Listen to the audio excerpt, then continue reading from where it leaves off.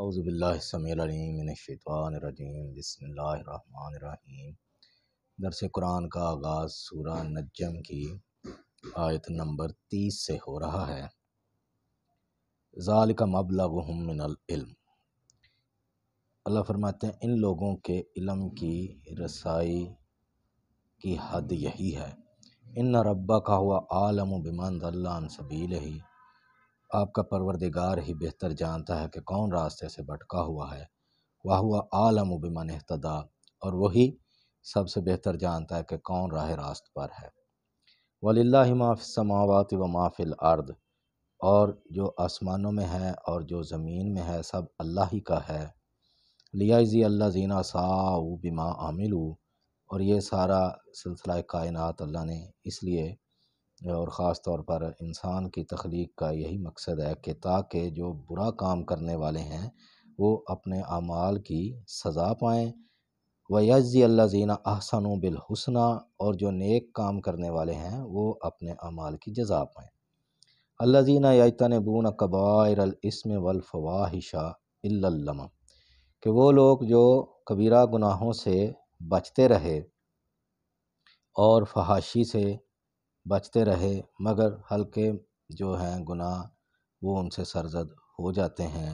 ان ربک واسع المغفرہ، لیکن آپ کا پروردگار جو ہے وہ وسیع المغفرت ہے، یعنی پروردگار کی جو مغفرت ہے وہ بڑی وسیع ہے، تو وہ اس کو پتہ ہے کہ کسی انسان کی جو لغزش ہو جاتی ہے تو اس کے پیچھے اس کی نیت کے ساتھ کار فرما ہے، اس لیے وہ چھوٹے موٹے گناہ اللہ معاف کرتے رہتے ہیں۔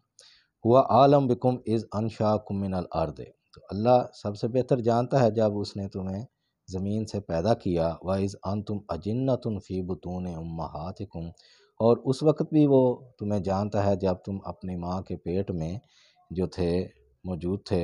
فَلَا تُزَكُّوا أَنفُسَكُمْ، تو پس تم پرہیزگاری کے دعوے نہ کرو۔ ہوا عالم بمن اتقیٰ، تو اللہ سب سے بہتر جانتا ہے کہ کون تقوی کے لحاظ سے بہتر ہے۔ افرائیت الذی تولیٰ، کیا آپ نے اس شخص کو دیکھا ہے جس نے احکام خداوندی سے ہی منہ پھیر لیا ہے۔ وآتا قلیلا واکدا، اور اس نے تھوڑا سا مال دیا ہے اور پھر ہاتھ روک لیا ہے۔ آئندہ علم الغیب فہو یرا، کیا اس کے پاس غیب کا علم ہے جس سے وہ دیکھ رہا ہے۔ ام لم ینبأ بما فی صحف موسیٰ، تو کیا اسے نئی خبر پہنچی جو کچھ پیغام تھا موسیٰ علیہ السلام کے صحائف میں۔ و ابراہیم الذی وفا، اور ابراہیم علیہ السلام کے صحائف میں کہ جس نے وفاداری کا حق ادا کر دیا۔ اللہ تازر وازرۃ وزر اخری، کوئی بوجھ اٹھانے والا کسی دوسرے کا بوجھ ہرگز نہیں اٹھائے گا، یعنی ہر انسان نے اپنے ہی اعمال کا جو ہے وہ صلہ پانا ہے۔ ایسا نہیں ہو سکتا کہ یہاں کوئی نیک عمل کرتا رہے تو اس کا جو ہے نا ثواب کسی اور جگہ کسی دوسرے کو پہنچتا رہے۔ جو دنیا میں آیا ہے وہ اپنا کر کے جا کے بھگتے گا۔ وَأَلَّيْسَ لِلْإِنسَانِ إِلَّا مَا سَعَىٰ، اور انسان کے لیے وہی ہے جو اس نے عمل کیا ہے۔ وَأَنَّ سَعْيَهُ سَوْفَ يُرَىٰ، اور عن قریب یہ اعمال دیکھے جائیں گے۔ ثُمَّ يُجْزَاهُ الْجَزَاءَ الْأَوْفَىٰ، پھر اسے پورے کا پورا بدلہ دیا جائے گا۔ تو ہمارے معاشرے میں یہ عام تصور ہے کہ یہ پڑھ کے فلاں کو ثواب پہنچا دو، یا یہ اعمال نیک کر کے فلاں کو ثواب پہنچا دو، لیکن اللہ تعالیٰ واضح طور پر فرما رہے ہیں کہ ایسا کرنے سے تو سارا آزمائش کا مقصد ہی فوت ہو جاتا ہے۔ تو جو بندہ اس دنیا میں آیا ہے، جو اس نے اپنی عقل شعور استعمال کیا ہے، نیک اعمال کیے ہیں، اسی حساب سے اس کے جو ہے نا وہ اعمال کا وزن ہوگا۔ تو ایسا نہیں ہو سکتا کہ ایک کی جو ہے وہ نیکیاں یا ایک کے برے کام دوسرے کو ٹرانسفر ہو جائیں، اسی لیے اللہ نے واضح طور پر فرما دیا کہ ہر کوئی اپنا ہی بوجھ اٹھائے گا۔ وَأَنَّ إِلَىٰ رَبِّكَ الْمُنتَهَىٰ، اور یہ کہ سب کو آپ کے رب کی طرف ہی پہنچنا ہے۔ وَأَنَّهُ هُوَ أَضْحَكَ وَأَبْكَىٰ، اور یہ کہ اللہ ہی ہنساتا ہے اور وہی رلاتا ہے۔ وَأَنَّهُ هُوَ أَمَاتَ وَأَحْيَا، اور وہی موت دیتا ہے اور وہی زندہ کرتا ہے۔ وَأَنَّهُ خَلَقَ الزَّوْجَيْنِ الذَّكَرَ وَالْأُنثَىٰ، اور اسی نے ہی نر اور مادہ کے جوڑے پیدا کیے۔ من نطفۃ، ایک نطفہ سے، اذا تمنا، جب جو رحم مادر میں ٹپکایا جاتا ہے۔ وَأَنَّ عَلَيْهِ النَّشْأَةَ الْأُخْرَىٰ، اور بے شک دوبارہ پیدا کرنا بھی اللہ ہی کی ذمہ داری ہے۔ وَأَنَّهُ هُوَ أَغْنَى وَأَقْنَى، اور وہی غنی بناتا ہے، امیر کرتا ہے، اور وہی فقیر اور نادار بناتا ہے۔ وَأَنَّهُ هُوَ رَبُّ الشِّعْرَى، اور وہی شعرا ستارے کا رب ہے۔ یہ دور جاہلیت میں اس ستارے کی پوجا کی جاتی تھی۔ یہ چاند کے بعد سب سے بڑا ستارہ ہے، اسے سیریس یا جوزا بھی کہتے ہیں۔ وَأَنَّهُ أَهْلَكَ عَادًا الْأُولَىٰ، اور یہ کہ اسی نے عاد اول قوم ہود کو ہلاک کیا۔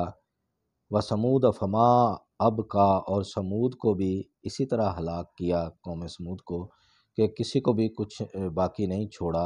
وَقَوْمَ نُوحٍ مِّن قَبْلُ، اور اس سے پہلے نوح علیہ السلام کی قوم کو بھی ہلاک کر دیا۔ اِنَّهُمْ كَانُوا هُمْ أَظْلَمَ وَأَطْغَىٰ، بے شک وہ بڑے ظالم اور بہت سرکش تھے۔ وَالْمُؤْتَفِكَةَ أَهْوَىٰ، اور لوط علیہ السلام کی بستیوں کو بھی الٹا دے مارا۔ فَغَشَّاهَا مَا غَشَّىٰ، پھر ان بستیوں کو ڈھانک لیا اس آفت نے اچھی طرح سے۔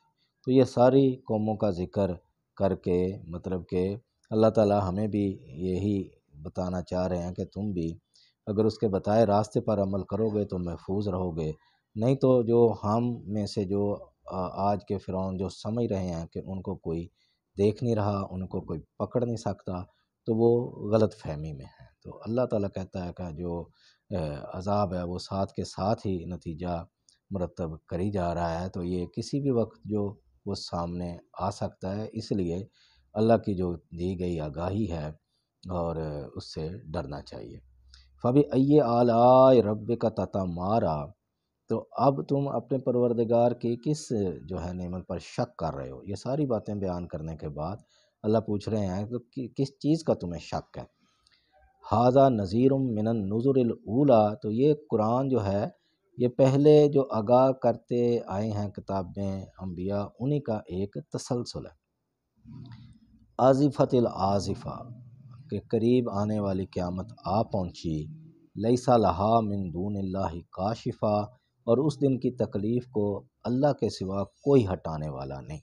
یعنی آج ہم دیکھیں سینکڑوں ہستیوں کے نام لیتے ہیں لوگ، کوئی کسی کا مرید ہے، کوئی کسی دربار کا مرید ہے، کوئی کسی کا نام لیوا ہے، کوئی کسی کا نام لیوا ہے، اور کوئی اللہ کے سوا اور لوگوں کو حاجت روا مشکل کشا سمجھتا ہے۔ لیکن اب اللہ فرماتے ہیں قیامت جب آ گئی تو اس دن کی تکلیف کو اللہ کے سوا کوئی ہٹا نہیں سکتا، اس لیے کہ تمام تر جو اختیار ہے اس کا مالک تو اللہ کی ذات ہے، اور تو وہ اس کو کسی نے یہ بنایا ہی نہیں ہے، تو یہ لوگوں نے خود سے بنا لیے ہیں۔ آفا من ھذا الحدیث تعجبون، تو اب تم کیا اس کلام پاک سے تعجب کرتے ہو؟ وتضحکون ولا تبکون، اور ہنستے ہو اور روتے نہیں ہو۔ وانتم صامدون، اور تم غفلت میں پڑے ہوئے ہو۔